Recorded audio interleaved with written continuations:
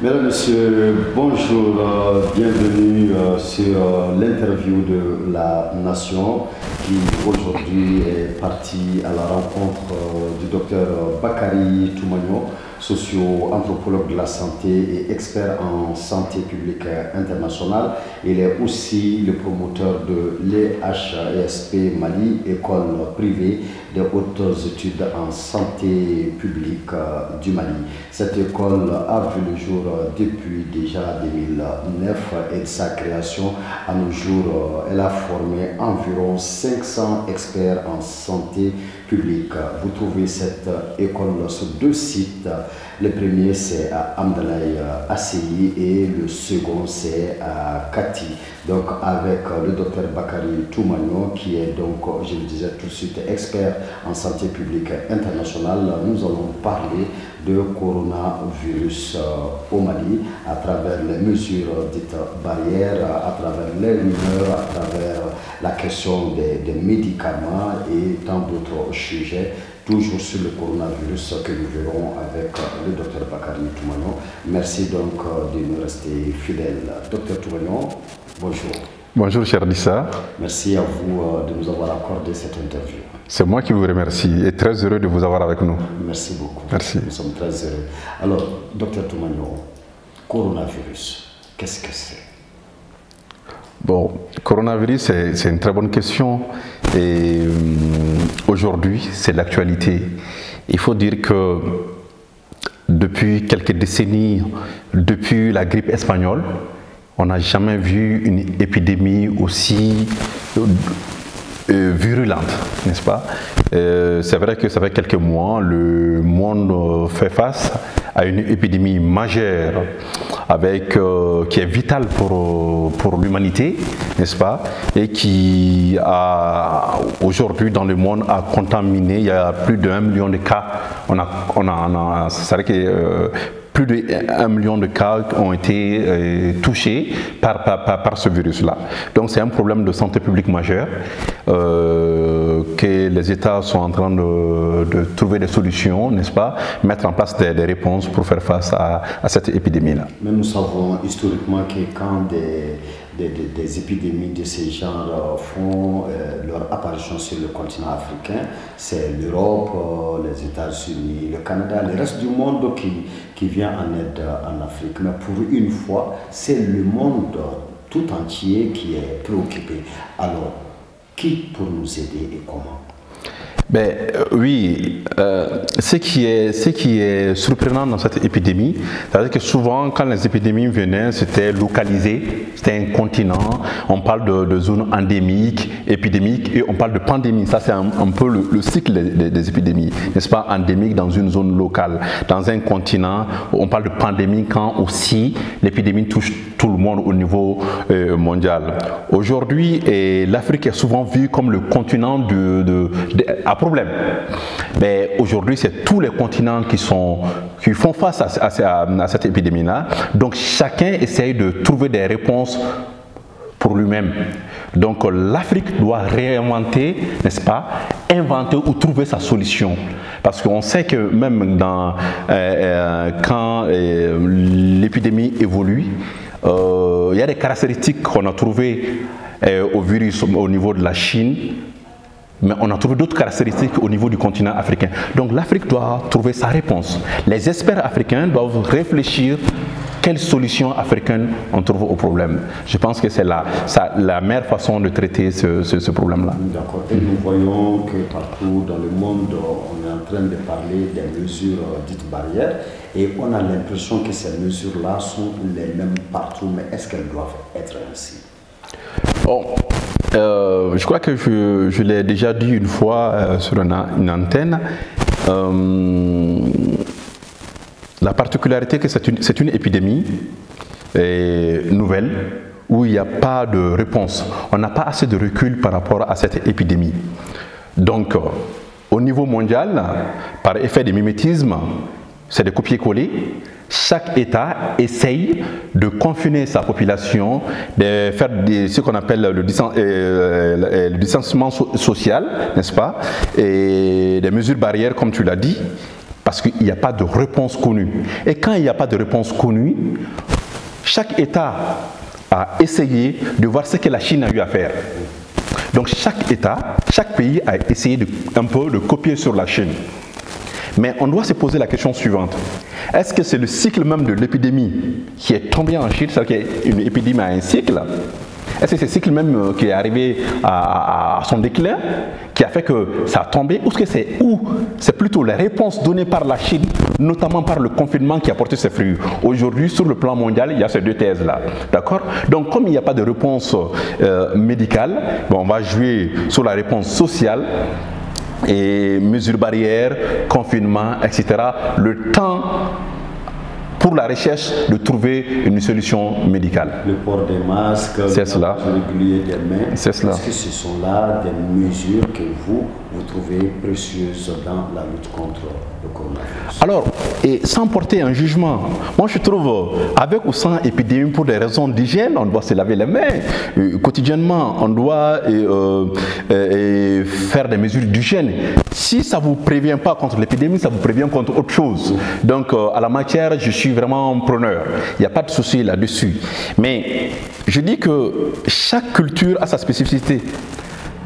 En Afrique, nous sommes une culture où le toucher, s'embrasser, et être ensemble, ça fait partie de notre culture. Quand vous enlevez ça en africain, vous enlevez sa part d'humanité. Donc ça, c'est la contradiction majeure qu'on trouve entre l'épidémie, la réalité épidémiologique et le comportement social chez nous. D'accord? Donc à long terme, ces réponses, de mon point de vue, les gens sont obligés de faire société ensemble. L'être humain est un être social par définition. Donc si on enlève ce soubassement qui fait l'interaction est à la base de la société, si on enlève tout cela, il ne nous reste plus rien. Donc il va falloir au monde de la recherche, aux spécialistes de la santé publique, aux spécialistes de la communication, de trouver d'autres alternatives plus réalistes. Voilà. D'accord. Et au niveau politique gouvernemental, ici au Mali, nous voyons entre autres mesures, par exemple le couvre-feu qui commence à partir de 21h et qui prend fin à 5h du matin. Cette mesure-là, par exemple, même si tous les Maliens la respectent, en tout cas à Bamako, elle n'est quand même pas tellement bien comprise. Faudrait-il vraiment la comprendre, cette mesure-là, selon vous? Alors, il faut toujours essayer de comprendre les décisions dictées par nos gouvernants. Ils ont le mandat et l'obligation de mettre le cap, de fixer les normes, etc. Nous ne sommes pas dans l'anarchie. Donc, qui dit démocratie aussi demande en tout cas la mise en place, le respect des normes, des règles, des lois. Mais par rapport à l'épidémie, moi je me pose la question suivante sans critiquer, je vais comprendre. Et, en réalité, les interactions sociales diminuent la nuit. Donc il y a plus de contacts le jour que la nuit, n'est-ce pas? Il y a plus d'activité le jour que la nuit.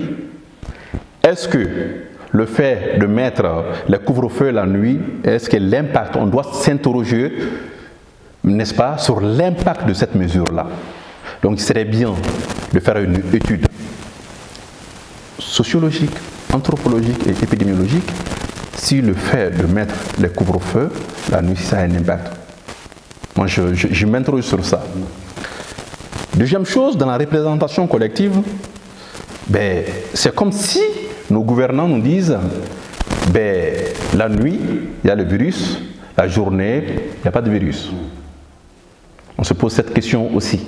Donc je pense que, au-delà de cela, ça pose aussi des questions économiques. Des questions économiques, c'est-à-dire qu'il y a une activité économique, il y a des secteurs qui travaillent que la nuit. Quelle réponse on doit avoir sur ça, sachant que la réalité économique va avoir le dernier mot, parce que les gens sont obligés de vivre. Et quand ils sont obligés de vivre, ils sont prêts à braver l'interdit pour mener leurs activités. Mais est-ce que au plan national, les mesures barrières préconisées, au-delà des mesures barrières préconisées, est-ce que vous pensez à d'autres mesures qui pourraient peut-être être très utiles aussi? Et d'abord, il faudra comprendre au niveau des mesures barrières et au niveau des couvre-feux que les couvre-feux sont vraiment respectés à Bamako. Mais en dehors de Bamako, à 40 km de Bamako, les couvre-feux ne sont pas respectés. Moi, je suis souvent dans la zone rurale, je viens d'une zone rurale, notamment à Sibi, mais les couvre-feux ne sont pas respectés. Donc nous sommes en train de nous leurrer. L'épidémie n'est pas seulement à Bamako, c'est aussi dans nos régions. D'accord? Donc, et nous faire croire que le couvre-feu est appliqué partout n'est pas vrai. Et Bamako n'est pas déconnecté du reste du Mali. Avant de préconiser des recommandations en matière de comportement, moi je pense que nous avons tout intérêt à mener une étude de compréhension du phénomène. Une étude pour comprendre les comportements. Pourquoi certaines conduites sont respectées, d'autres non. On doit les faire tout de suite et maintenant pour mieux comprendre notre société et aider les décideurs à prendre des décisions. Ça, c'est mon point de vue. Donc, en la matière, faire trop de prospective, c'est-à-dire que c'est projeter en avant sans donner, en fait, on fait une recommandation qui n'est pas fondée. Donc, l'expert que je suis pour la réalisation d'une étude d'urgence pour trouver les premiers éléments pour aider, n'est-ce pas, nos politiques à prendre la bonne décision. Mais en même temps, nous savons qu'au niveau de l'IHHP, au niveau de votre école, avec vos spécialistes, vos partenaires spécialistes, en fait, sur des questions comme ça, vous êtes en train de mener une étude dans ce sens-là. Pouvez-vous me dire sur quoi porte réellement cette étude et quels sont les objectifs? Merci beaucoup, Idissa. Ça fait plusieurs années, moi je travaille sur la question de la santé mondiale avec une approche plutôt socio-anthropologique, épidémiologique, etc. Et quand on a commencé à sentir l'impact de cette épidémie au niveau mondial et on savait que ça allait toucher notre pays, on a décidé au niveau local. Quand je dis nous, je suis entouré de médecins, de socio-anthropologues, d'épidémiologistes, de psychologues, etc. Donc c'est une équipe pluridisciplinaire au niveau de l'école privée des autres études en santé publique. C'est une étude pionnière, exploratoire, qui n'est pas financée. On fait avec nos propres moyens. Il sera intéressant que l'État nous aide, nous accompagne, que les partenaires et les ONG nous aident à approfondir cette étude-là. D'accord? Cette étude va essayer de prendre en compte quelques dimensions. L'évolution de l'épidémie. Va prendre donc la question épidémiologique. Va essayer d'analyser la question politique. La riposte par rapport à l'épidémie. Cette étude va s'intéresser sur les questions sociales, anthropologiques, c'est-à-dire que comment les gens se comportent. Et en termes de, c'est vrai qu'on va analyser la dynamique de la société malienne avant l'épidémie, pendant l'épidémie, après l'épidémie. Je vous donne un exemple. Là, je touche aux rumeurs. Avant l'épidémie, quelle a été la dynamique au Mali? La dynamique, c'était une maladie des riches. L'épidémie était vue comme une maladie des riches. L'épidémie était vue comme une maladie des blancs. L'épidémie était vue comme une chose lointaine. Ça, c'était avant que l'épidémie n'arrive chez nous officiellement. Maintenant, à partir de, je pense, l'arrivée de ce qu'on a appelé Air Coronavirus, à Bamako, je crois que c'est de la nuit du 19 au 20, si j'ai bonne mémoire. Donc, à partir de cela, la population, l'imaginaire collectif pense que l'épidémie, elle veut rentrer dans notre pays à partir de ce moment-là. Donc, les représentations, les rumeurs ont changé. Comme si l'avion était bourré de malades, n'est-ce pas? Donc, aujourd'hui, les Maliens sont convaincus que c'est une maladie qui est là, qui existe. Maintenant, il faut chercher les boucs émissaires. Les boucs émissaires, c'est qui? C'est l'autre qui vient de loin. Ceux qui viennent de France, ceux qui viennent d'autres pays. Les boucs émissaires, c'est aussi tous ces gens qui travaillent dans l'environnement plus ou moins de l'épidémie. D'accord? Donc il y a eu 2 temps en matière de... Donc ces questions-là, ces questions sociologiques nous intéressent. D'autres questions aussi nous intéressent, c'est la question de la gouvernance mondiale. Comment l'OMS se positionne dans tout cela? Quelle est la réponse de l'OMS? Est-ce que les recommandations de l'OMS sont suivies par nos pays? Par exemple, je vous donne un exemple, l'OMS nous dit de tester, tester, tester. J'ai posé la question, est-ce que ça c'est respecté? Qui est testé? Comment il est testé? Est-ce que c'est toute la population qui est testée? Est-ce que c'est des cas réellement en fait, suspects qui sont testés? Est-ce que l'OMS a recommandé la fermeture des frontières? Non, l'OMS n'a pas recommandé la fermeture des frontières. Les États, par effet de mimétisme, ont fermé leurs frontières. Alors, je vais vous dire, la fermeture des frontières, par exemple, n'arrête pas une épidémie. C'est connu comme c'est vieux comme le monde. D'accord? La fermeture des frontières, tout simplement, cher Dissa, permet de faire face, d'assurer la population au niveau psychologique. Ils pensent qu'ils sont protégés contre l'ennemi. Mais un virus n'a pas vraiment besoin de ça. D'accord? Un virus, ça se propage un peu partout. D'accord? Donc, ça a un effet psychologique, ça a un effet politique, mais ça n'a pas un effet épidémiologique. Ou si ça a un effet épidémiologique, c'est infime. Voilà les questions qui nous intéressent au niveau de notre étude. Donc, je suis vraiment entouré de jeunes, d'anciens, d'experts en recherche sur ces questions-là. Et vraiment, on souhaiterait être accompagnés pour mener à bien notre étude. Et aussi, vous parlez de gouvernance mondiale de la santé. Est-ce qu'on peut parler de la possibilité dorénavant d'avoir une politique mondiale de la santé? C'est un souhait, c'est un vœu. Je vais vous faire quelques révélations. Aujourd'hui, l'OMS est financée par des États. Les États eux-mêmes ont leurs réalités. Il y a des fondations qui financent plus que l'OMS aujourd'hui.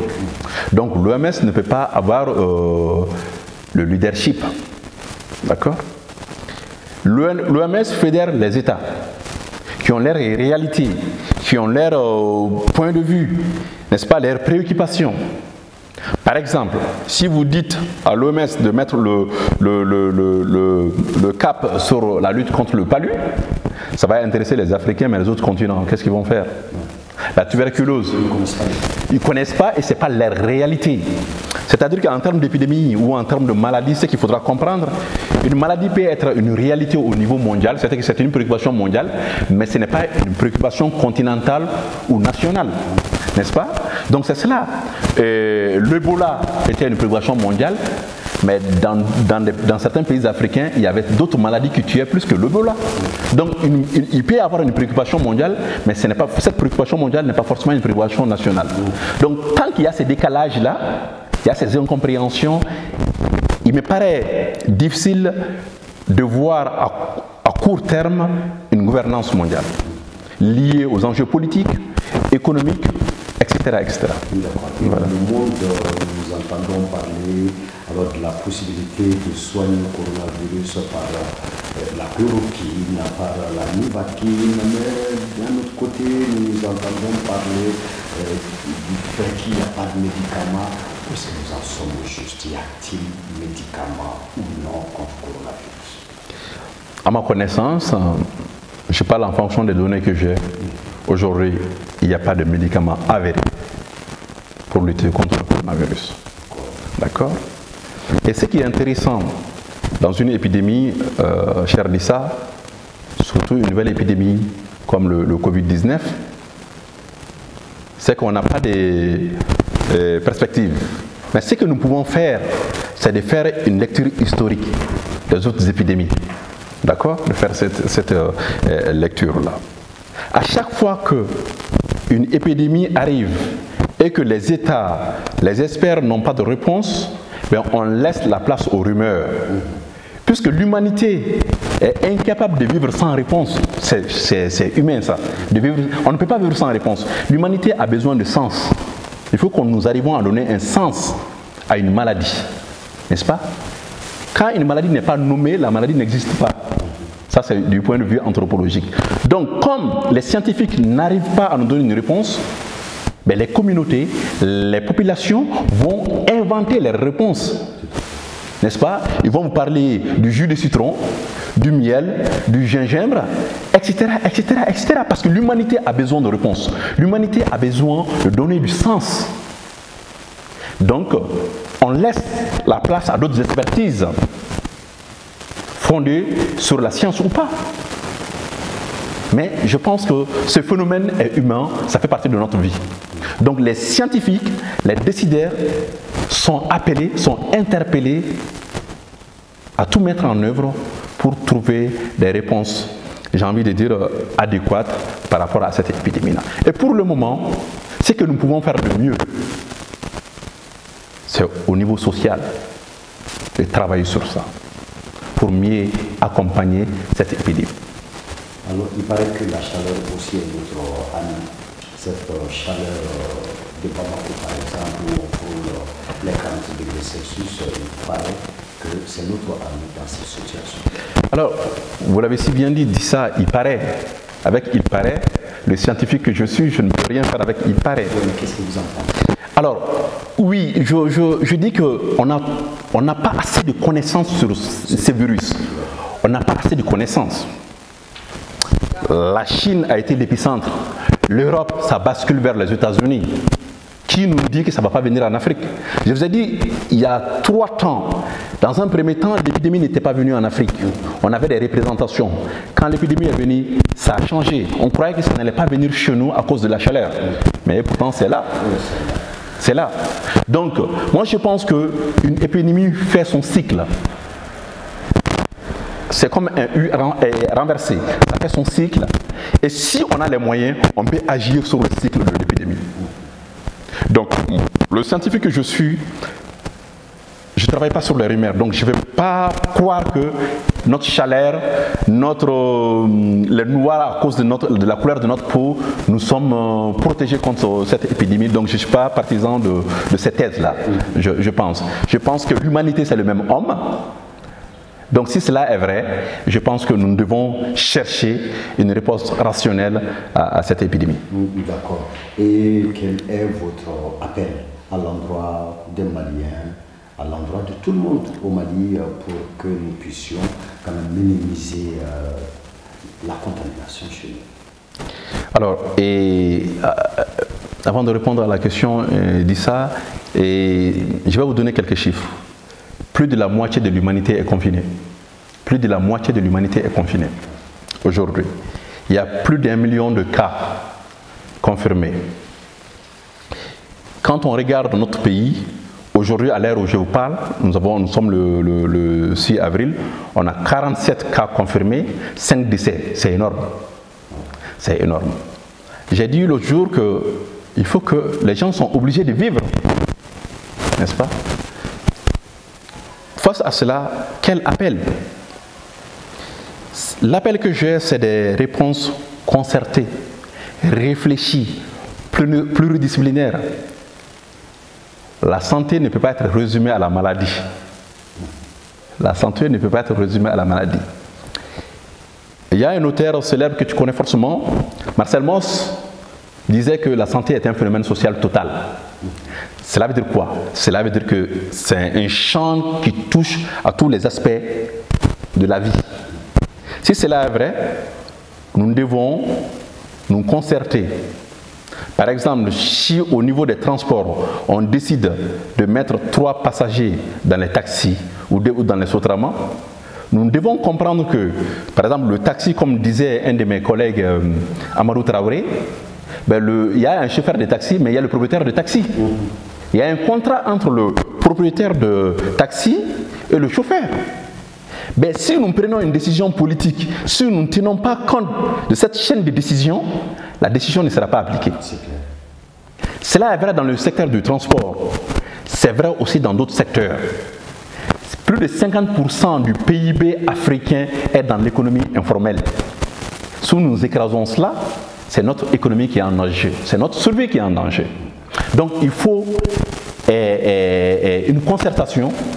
Il faut que l'État fasse appel aussi à des chercheurs privés qui ne sont pas dans le secteur de la fonction publique. Il faut faire appel à tous les fils de la nation pour qu'ensemble, on puisse générer des données, analyser ces données-là et mettre ça à la disposition de nos gouvernants. Et c'est pour cela qu'au niveau de l'école privée des hautes études en santé publique, ça fait plus de 10 ans que nous sommes en train de former des experts sur ces questions-là. Aujourd'hui, les médecins que nous formons, c'est des médecins qui sont capables de penser global, n'est-ce pas, de penser pluridisciplinaire. Médecine traditionnelle, gestion des risques, n'est-ce pas, épidémie, communauté, communication, pour que ce soit un médecin qui est capable de prendre en charge et d'accompagner sa communauté et sa population. D'accord. Merci docteur. C'est moi qui vous remercie, cher Dissa. Merci beaucoup. Monsieur, vous suiviez l'interview de la Nation qui aujourd'hui était partie à la rencontre du docteur Bakary Toumagnon. Et je vous disais à l'entame que le docteur Toumagnon est socio-anthropologue de la santé et expert en santé publique internationale. Il est le promoteur de l'EHSP Mali, école privée des hautes études en santé publique du Mali, une école créée en 2009 et qui a déjà formé près de 500 experts en santé publique. Il y a donc 2 sites de cette école. Le premier c'est à Ndalaï, le second c'est à Kati où nous sommes justement. Merci à vous de l'avoir suivi. Nous nous donnons rendez-vous. À très bientôt. Merci beaucoup.